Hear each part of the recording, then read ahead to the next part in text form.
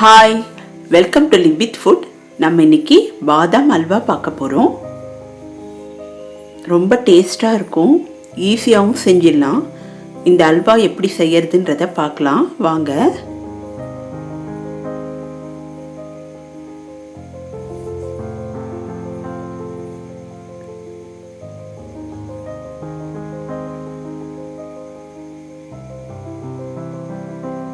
இப்போது இந்த அல்வாக்கு தேவையான பொருள் என்னென்னு பார்க்கலாம்.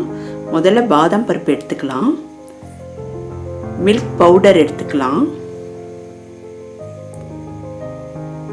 சர்க்கரை தேவையான அளவு எடுத்துக்கலாம், பால் எடுத்துக்கலாம். இது காய்ச்சின பால். இதில் குங்குமப்பூ போட்டுக்கலாம். குங்குமப்பூ போட்டால் தான் இந்த பாதாம் அல்வாவுக்கு ஒரு கலர் கிடைக்கும், மணமாகவும் இருக்கும்.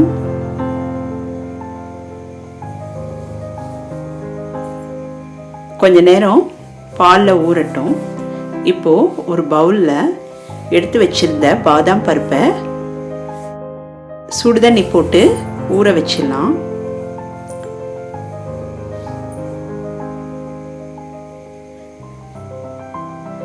இந்த மாதிரி சுடுதண்ணியில் ஊற வச்சா ஒரு 20 நிமிஷம் ஊறினா போதும்.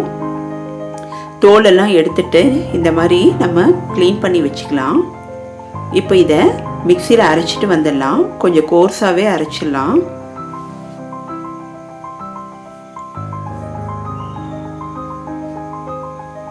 இப்போ ஒரு கடாய் எடுத்துக்கலாம். இதில் நம்ம கொஞ்சமாக நெய் விட்டுக்கலாம். இந்த பாதாம் அல்வாக்கு நிறைய நெய் தேவையில்லை, ஒரு 2லேருந்து 3 ஸ்பூன் இருந்தால் போதும். இந்த நெய்யில் நம்ம அரைச்சி வச்சிருந்த இந்த பாதாம் பேஸ்ட்டை போட்டு நல்லா இலக்கி விடலாம்.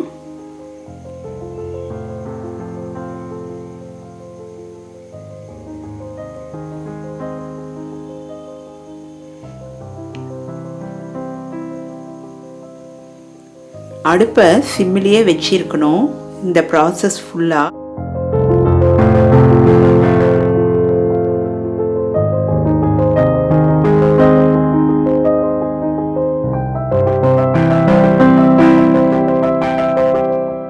இப்போது மில்க் பவுடர் சேர்த்துக்கலாம்.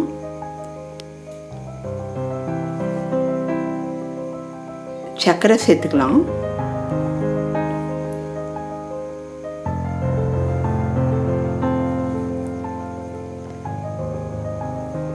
இப்போ எல்லாத்தையும் நல்லா மிக்ஸ் பண்ணி விட்டுக்கலாம். கொஞ்சம் ஃபஸ்ட்டு கஷ்டமாக இருக்கும், ஏன்னா சர்க்கரை கரையிற வரைக்கும். அதனால் அடுப்பு சிம்பிளையே இருக்கட்டும், கொஞ்சம் பொறுமையாக தான் செய்யணும் இந்த அல்வா. அப்போ தான் நமக்கு அந்த டேஸ்ட்டு கிடைக்கும். இந்த பாதாம் அல்வா செய்கிறது ரொம்ப ஈஸி. விசேஷ நாளில் நமக்கு ரொம்ப ஈஸியாக செஞ்சிடலாம் இதை. இப்போ கொஞ்சம் சர்க்கரையெல்லாம் கரைஞ்சி நமக்கு கொஞ்சம் லிக்விடு பதம் வந்திருக்கு. இப்போ இதை நல்லா கைவிடாமல் கிளறி விட்டுட்டே இருக்கணும்.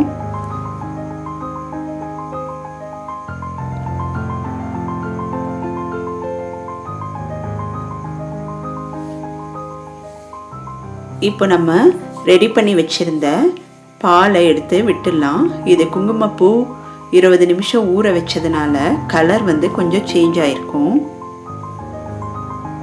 இப்போ நல்லா இலக்கி விட்டுக்கலாம். இப்போ நம்மளால ஈஸியாக இலக்க முடியும், கொஞ்சம் தண்ணியாக இருக்கிறதுனால. கெட்டி ஆகிற வரைக்கும் சிம்மிலேயே வச்சு இலக்கி விட்டுட்டே இருக்கணும். அப்பப்போ நம்ம கொஞ்சம் கொஞ்சமாக நெய் விட்டுக்கலாம்.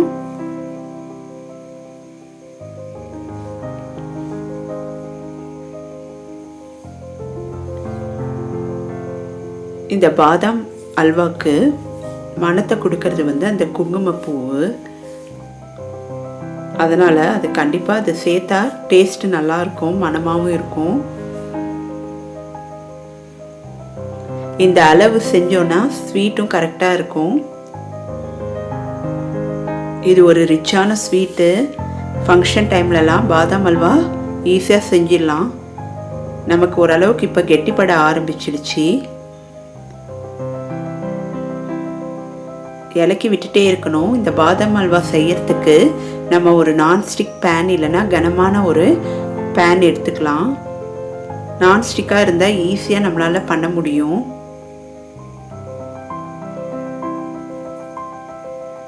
இப்போ கெட்டி ஆகும்போது கொஞ்சமாக நெய் விட்டு நம்ம இலக்கி விட்டுக்கலாம்.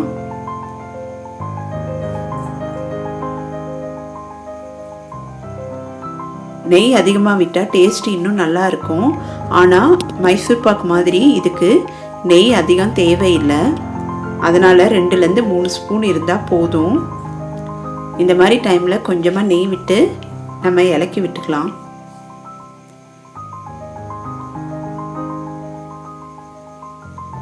பாதாம் பருப்பை சுடுதண்ணியில் ஊற வச்சு செய்கிறது மட்டும்தான் ஒரு ப்ராசஸ்ஸு. மற்றதெல்லாம் ரொம்ப ஈஸியாக பண்ணிடலாம்.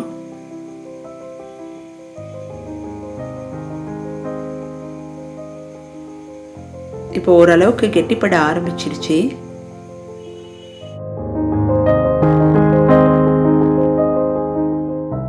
எல்லாருமே ரொம்ப லைக் பண்ணுவாங்க. கடையிலலாம் வாங்கினா ரொம்ப காஸ்ட்லியாக இருக்கும்.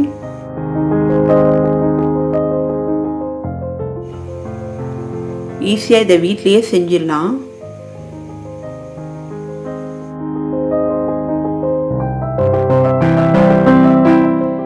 இதுதான் நம்ம கரெக்டான பதம்.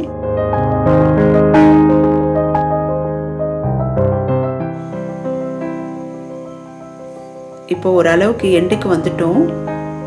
பாதாம் அல்வா ரெடி ஆயிடுச்சு நமக்கு. இதை நம்ம பட்டர் பேப்பரில் இந்த மாதிரி வச்சும் சாப்பிட்லாம். ரொம்ப நல்லாயிருக்கும். பாதாம் அல்வா ரெடி ஆயிடுச்சு. லைக் பண்ணுங்கள், ஷேர் பண்ணுங்கள், மறக்காமல் சேனலை சப்ஸ்கிரைப் பண்ணுங்கள். நெக்ஸ்ட் வீடியோவில் மீட் பண்ணுறேன். பாய்.